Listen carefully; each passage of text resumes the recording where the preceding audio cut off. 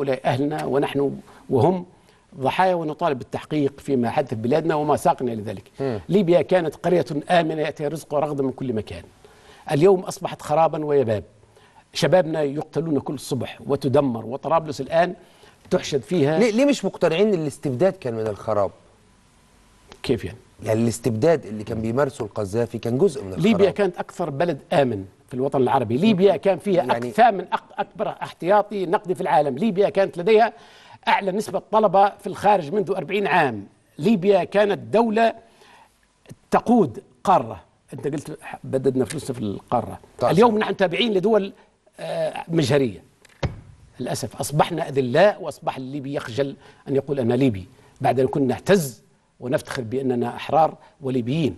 ليبيا كانت تستقبل ملايين من المصريين والجزائريين والتوانسة على أرضها والأفارقة. اليوم الليبيين يتسولون الدقيق من دول، ونستقبل للأسف في طائرات تحمل دقيق إعانة لليبيا. عدنا إلى ما قبل الاستقلال. هل هذا ربيع؟ والفلوس دي اتسرقت طب والنفط طبعا نهبت، والغرب شريك في هذا، وأنا أدينه الآن على الملأ، لأنه هو اللي أوصلنا لهذه الحقيقة وقالها أوباما.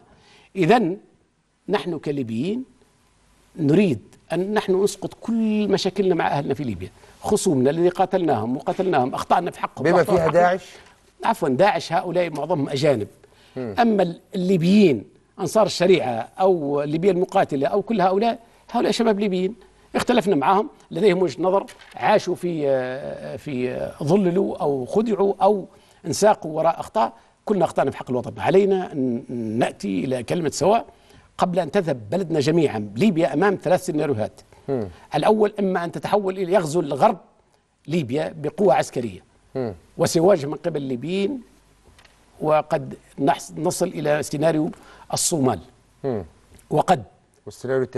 السيناريو الثاني أن الغرب يستعمرنا استعمار غير مقنع من خلال ناس، من خلال حكومات منصبة توقع قواعد وتعيدنا إلى ما قبل عميلة ثورة الفاتح.